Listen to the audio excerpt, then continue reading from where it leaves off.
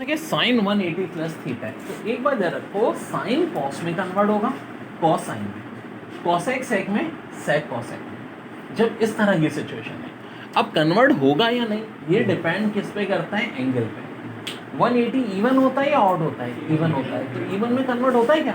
नहीं होता, तो इसका मतलब साइन ही रहेगा, साइन थीटा। अब पॉजिटिव या नेगेटिव, तो देखो ये डिपेंड किस पे करता है, ये पुराने वाले हिसाब से, कन्वर्जन के हिसाब से नहीं। 180 प्लस थीटा थर्ड क्वाड्रेंट में of course sine minus sine theta.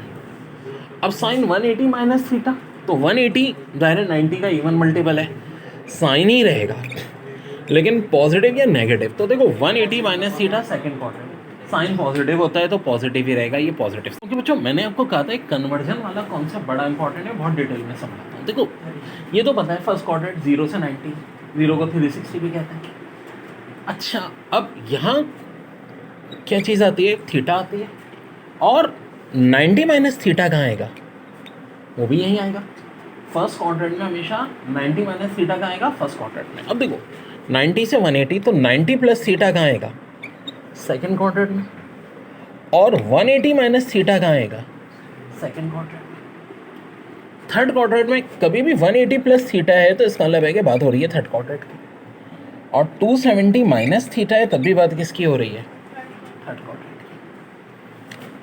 की। 270 प्लस थीटा का मतलब है, इसका मतलब है फोर्थ क्वाड्रेंट, और 360 माइनस थीटा का मतलब भी है फोर्थ क्वाड्रेंट। और 0 और 360 एक ही बात है, इसलिए कभी 360 प्लस थीटा दिया हुआ है तो इसका मतलब है फोर्थ क्वाड्रेंट। अब देखो tan 180 प्लस थीटा, 180 90 का ऑड मल्टीपल है, इवन मल्टीपल है, तो टेंजेंट ही रहेगा।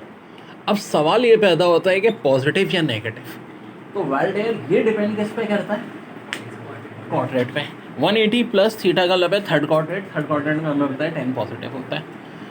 कॉस 180 माइनस थीटा, 180 90 का इवन मल्टीपल, तो ये साइन में कन्वर्ट नहीं होगा। हाँ अगर यहाँ 90 माइनस थीटा होता तो क्या हो जाता है, ये साइन में कन्वर्ट हो जाता, कॉस साइन में, साइन कॉस में, टेन कॉट में, कॉट टेन में, कॉसेक सेक में, सेक कॉसेक में। तो डेयर डेयर डेयर, ये तो कॉस ही रहा। क्यों कॉस रहा, क्योंकि भाई 180 है। अब 180 माइनस थीटा होता है सेकेंड क्वाड्रेंट, सेकेंड क्वाड्रेंट में हमें अच्छी तरह पता है कॉस थीटा क्या होता है, नेगेटिव होता है। तो ये है भाई धुआंधार कॉन्सेप्चुअल सवाल इस चैप्टर के। तो देखो 10 to 10 पॉजिटिव होगा, नेगेटिव या नंदन का तो ऐसा खैर सवाल ही पैदा नहीं होता, लेकिन खैर बस सवाल उन्होंने दे दिया। अब 360 से अबव का एंगल आ जाए तो क्या करते हैं भाई, हम ये करते हैं 360 ही माइनस करते रहते हैं बार बार, लेकिन 360 कितनी दफ़ा माइनस करें। अब एक ये तो कुछ ज़्यादा ही बड़ा है ना, तो एक बात सोचो, 360 मल्टीप्लाई बाय 5 बड़ी सिंपल सी बात है, 1800 होता है। तो आप डायरेक्ट 1800 इसमें से माइनस कर दो, ठीक है ना। 1800 माइनस कर दिया आपने, तो मेरे भाई ये बचा 340। 340 अब रेंज में आ गया। फोर्थ क्वाड्रेंट 10 क्या होता है, नेगेटिव होता है, तो आंसर नेगेटिव आ गया भाई, कोई मुश्किल नहीं है, सिंपल दिमाग का इस्तेमाल किया। बहुत important, cot 54 divide by 1036 plus 1020 upon cot 70 आखिर किसके इक्वल होगा। तो मेरे भाई बहुत कुछ तुम लोगों को सिखा रहा हूँ मैं।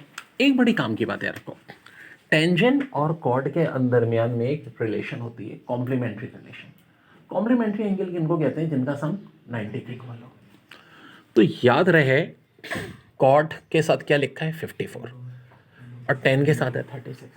क्या 54 और 36 का सम 90 होता है, बिल्कुल होता है। तो इसका मतलब है दोनों वैल्यू हमेशा आपस में इक्वल होंगी, इक्वल है तो ऊपर नीचे कट जाएंगी, यहाँ से 1 आ जाएगा।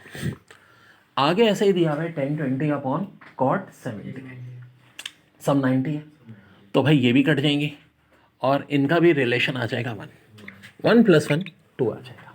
अब भी कोई बड़ी अहम बात है, जैसा कि साइन 30 और कॉस 60, ठीक है, दोनों का सम किसके इक्वल है, 90 के। वैसे भी हमें पता भी है कि साइन 30 कितना होता है, हाफ होता है, कॉस 60 भी कितना होता है, हाफ होता है। हाफ और हाफ कटता है तो क्या आता है, 1 आता है, बिल्कुल जी 1 आता है। और ऑब्वियस सी बात है, ये बताने की जरूरत ही नहीं है, हमने जैसे ही देखा भाई साइन कॉस 30 और 60 का सम 90, तो दोनों वैल्यूज़ क्या होंगी, इक्वल होंगी, आंसर बनाना है। यानी साइन और कॉस की आपस में रिश्तेदारी होती है, टेन की किसके साथ होती है, कॉट के साथ। तो कॉसेक की किसके साथ होगी, सेक के साथ। कॉसेक 37 अपॉन सेक 53 इज़म में आया था। तो हम देखेंगे कि कॉसेक और सेक में क्या दोनों के एंगल्स का सम 90 होता है, बिल्कुल होता है। तो इसका मतलब है दोनों वैल्यूज आपस में क्या होंगी, इक्वल होंगी। इक्वल होंगी तो कट जाएंगी, और कट के रिजल्ट किसके इक्वल आ जाएगा, 1 के इक्वल आ जाएगा। तो बहुत सारे पास्ट पेपर में ऐसे सवाल आता है, इन्हें करवाते हैं आपको एक